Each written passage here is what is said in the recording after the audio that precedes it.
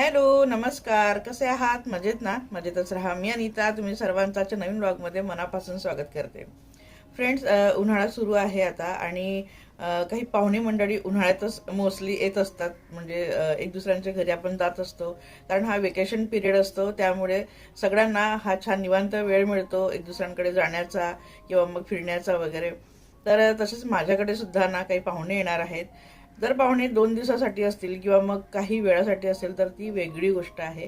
पण जर पाहुणे 4-5 दिवसांसाठी येत असतील ना, तर मात्र आपली खूप धावपळ होत असते. त्याचं कारण असं आहे की आपली काहीच प्रिपरेशन नसते म्हणून. थोडीशी आपण प्रिपरेशन करून ठेवली, थोडीशी तयारी आपण करून ठेवली ना आधीच, तर मग पाहुणे कितीही दिवस राहू आपल्याला नो टेन्शन. आणि पाहुणे जेव्हा येतात ना, तेव्हा आपण आपल्या कामांमध्येच अगदी म्हणजे मग्न असतो. त्यांना काय हवं नको ते सगळ्या गोष्टीसाठी आपली धावपळ असते. पण जर आपण पूर्व तयारी करून ठेवली तर आपण पाहुण्यांना सुद्धा जास्तीत जास्त वेळ देऊ शकतो. पाहुणे खाण्यापिण्यासाठी किंवा मौजमजेसाठी नाही, तर आपल्याला आपल्याशी बोलण्यासाठी, आपल्या घरी राहण्यासाठी, थोडंसं एन्जॉय करण्यासाठी ते येतात. मग त्यांनाच आपण वेळ देणार नाही तर मग काय अर्थ आहे? ते पाहुणे सुद्धा बोर होतील आणि आपण आपल्याच कामामध्ये राहणार. तर मग त्यापेक्षा ना थोडीशी पूर्वतयारी करून घ्यायची, जेणेकरून पाहुण्यांनाही त्रास होणार नाही. आपण त्यांना वेळच्या वेळी त्यांना अटेंड करू शकतो, वेळच्या वेळी त्यांची सगळी सोय करू शकतो आणि त्यासोबत घरच्यांची सुद्धा सोय, कारण घरच्यांची सुद्धा गैरसोय झालेली चालत नाही. तर त्यांची सुद्धा आपण सोय करू शकतो आणि पाहुण्यांची सुद्धा. आणि हे सगळं आपल्यालाच करायचं आहे, मॅनेज वगैरे सगळं जे काही घरातल्या महिलेनेच करायचं असते, का हाऊसवाईफनेच करायचं असते म्हटल्यावर आपण ह्या सगळ्याच म्हणजे पूर्वतयारी जर करून ठेवली ना, तर ह्या सगळ्याच गोष्टीपासून अगदी मोकळे होऊन जाऊ आणि आपणही सुद्धा त्या पाहुणे जे येतात ना त्यांच्यासोबत आनंद घेऊ शकतो आणि घरच्यांनाही आपल्यापासून काही तक्रार नसेल. तर अशाच काही छोट्या मोठ्या गोष्टी, छोटी मोठी मी अशी पूर्वतयारी करून ठेवली आहे आणि काही थोडी करायची सुद्धा आहे. तर म्हटलं चला तुमच्यासोबत देखील शेअर करते. पण त्याआधी ना एक अजून छान एक गोष्ट तुमच्यासोबत शेअर करायची आहे. तर मागे तुम्ही बघितलं ना, मी एक व्हाईट ऑर्गनायझर घेतलेलं आहे, ते कपडे ठेवण्यासाठी किंवा इतर वस्तू ठेवण्यासाठी. तर खूप खूप उपयोगाचं आहे. तर आम्ही परत एक घेतलेलं आहे, कारण हे आम्हाला प्रचंड आवडलं क्वालिटी वाईज किंवा जागा म्हणजे त्याला केवढी लागते, अगदी पुरेशी जागा असते, फार काही त्याची अडगळ होत नाही आणि खूप खूप खूप युजफुल आहे.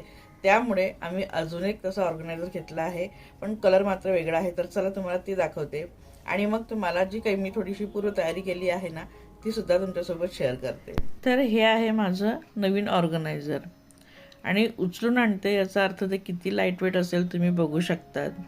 ब्लॅक कलरमध्ये आहे. जसं माझं व्हाईट आहे ना, मी तुमच्यासोबत शेअर केलं, तर ते 8 कप्प्यांचं होतं. ते कपडे ठेवण्यासाठी मी ते मागवलं होतं. आणि हे मागवलेलं आहे शूज रॅक म्हणून.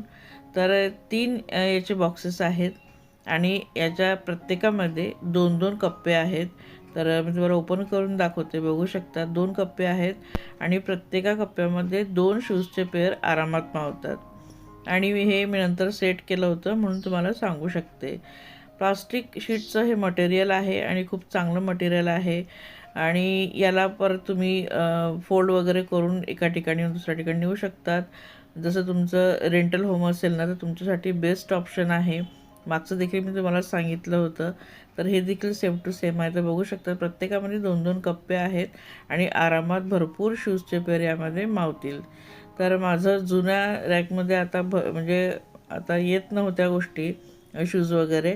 तर हे नवीन घेतलं आहे आणि इथं बघा असा होल आहे, तिथून तुम्ही ओपन करू शकतात आणि ते ह्या होलमधूनच हवा खेळती राहील. म्हणजे शूजचा जो कोंदट वास राहील ना आतल्यात तो राहणार नाही. म्हणजे हवा राहील त्यामध्ये, वासही त्यामध्ये आतल्यात राहणार नाही, कारण आपण शूज रॅक ओपन केलं की खूप घाणेरडा वाससुद्धा येतो. तर याने तसं होणार नाही, हवा येत राहील. तर बघू शकता, जवळून तुम्हाला दाखवते.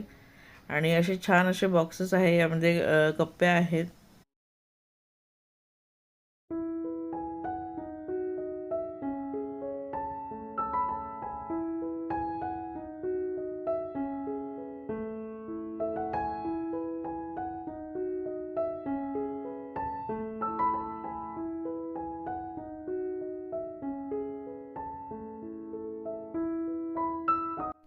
तर असं छान ऑर्गनायझर तुम्हाला आवडलं की नाही मला कमेंटमध्ये नक्की सांगा आणि तुम्हाला देखील हवं असेल तर मी टॅग करून देईल. आणि आता मी दाखवत आहे तुम्हाला जी काही छोटी मोठी तयारी करून ठेवली होती पाहुण्यांची ती तुम्हाला दाखवत आहे. तर मी काही सरबत तयार करून ठेवली होती, जसं कोकम सरबत आहे, जिरा सरबत आहे. तर हे मी काही तयार करून ठेवले आहेत.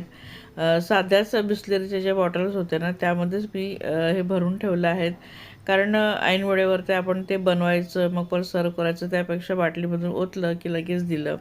हे फक्त काही आता पाहुणे येतात त्यासाठीच नाही, तर घरच्यांसाठी देखील आपण उन्हाळ्यामध्ये असं तयार करून ठेवू शकतो. किंवा उन्हाळ्यामध्ये कधीही पाहुणे येऊ दे, आपल्याला बनवण्याचा आपला हा वेळ वाचेल आणि पटकन आपण ग्लासात ओतून त्यांना देऊ शकतो. म्हणजे तेही उन्हातून आल्यानंतर त्यांना छान वाटेल, गार वाटेल. तर असं मी हे बनवून ठेवलं आहे की कधीही त्यांना वाटलं तर मी पटकन त्यांना देऊ शकते ग्लासमध्ये ओतून.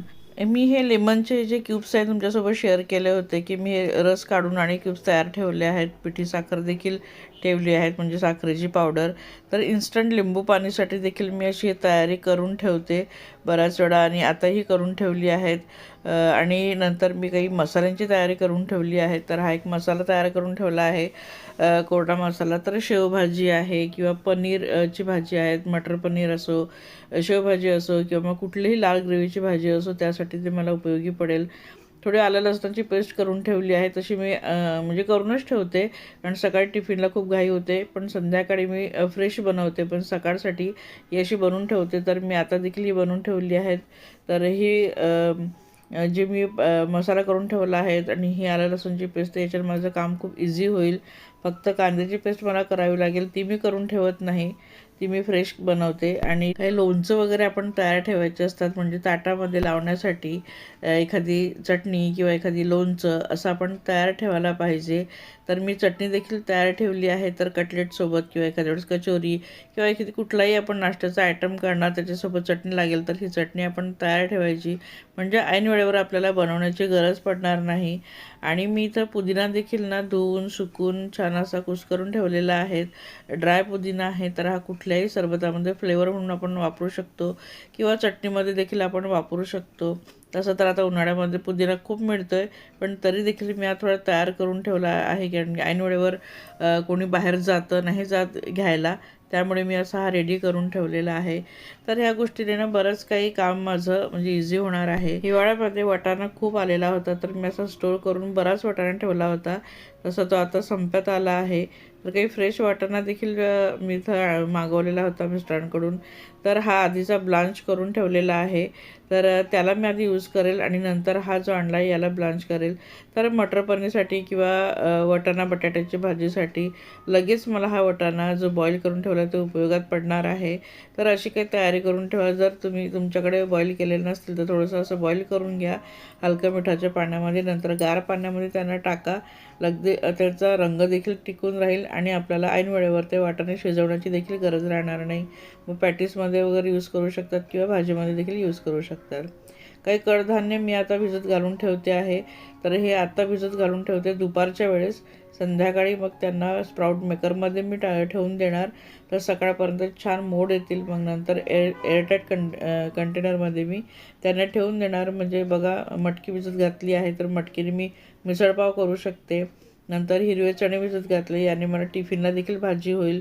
तर घरच्यांचाही विचार करायचा आहे की घरच्यांची देखील गैरसोय व्हायला नको.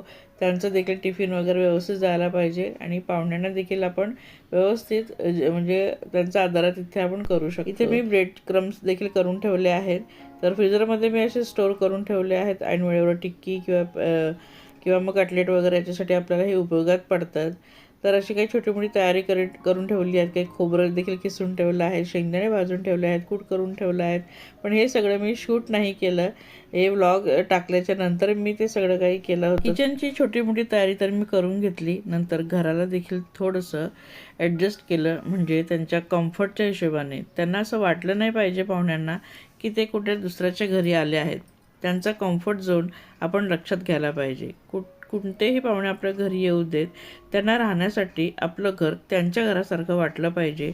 म्हणजेच त्यांना अगदी कम्फर्टेबल वाटलं पाहिजे, अगदी होमली असं फिलिंग त्यांना आलं पाहिजे. तर मी असं थोडंसं घराची अरेंजमेंट देखील व्यवस्थित करून घेतली. प्रत्येकाला वाटतं की बाहेरची मंडळी घरी आली की त्यांनी थोडंसं आपलं आणि आपल्या घराचं कौतुक करावं. तर थोडंसं तुम्ही सजावट करू शकतात. आर्टिफिशियल प्लांट किंवा मग जे काही बाल्कनीमध्ये असतील ते एखादं प्लांट तुम्ही ठेवू शकतात. म्हणजे आल्या आल्या त्यांना ही ग्रीनरी पाहून खूप आनंद होईल. आणि आपल्याला घराला ना आर्ट गॅलरी नाही बनवायची आहे. आपल्याला फक्त एखादा कॉर्नर छान असा डेकोरेशन करून घ्यायचा आहे की त्यांच्या डोळ्यांना खूप छान वाटावं. त्यांना अगदी बसल्यावर घरामध्ये खूप शांत असं काम असं मस्त वाटावं, म्हणून हे सगळं करू शकतो. तर मग कसा वाटला आजचा व्हिडिओ? नवीन ऑर्गनायझर आणि माझी ही पाहुण्यांसाठी पूर्वतयारी आवडली असेल तर प्लीज व्हिडिओला लाईक करा, हाईपसुद्धा करा. चॅनलला सबस्क्राईब केलं नसेल तर प्लीज चॅनलला सबस्क्राईब करा. चला तर मग भेटूया पुढच्या छानशा व्हिडिओमध्ये. आणि हो, पुढच्या व्हिडिओमध्ये पाहुणे कोण येणार आहेत आणि काय काय आम्ही धमाल करणार आहोत ते नक्कीच मी शेअर करणार आहेत. तर पुढचा व्हिडिओ देखील पाहायला अजिबात विसरू नका. चॅनलला सबस्क्राईब नक्की करा. चला तर मग आज निरोप घेते. भेटूया पुढच्या व्हिडिओमध्ये. तोपर्यंत बाय.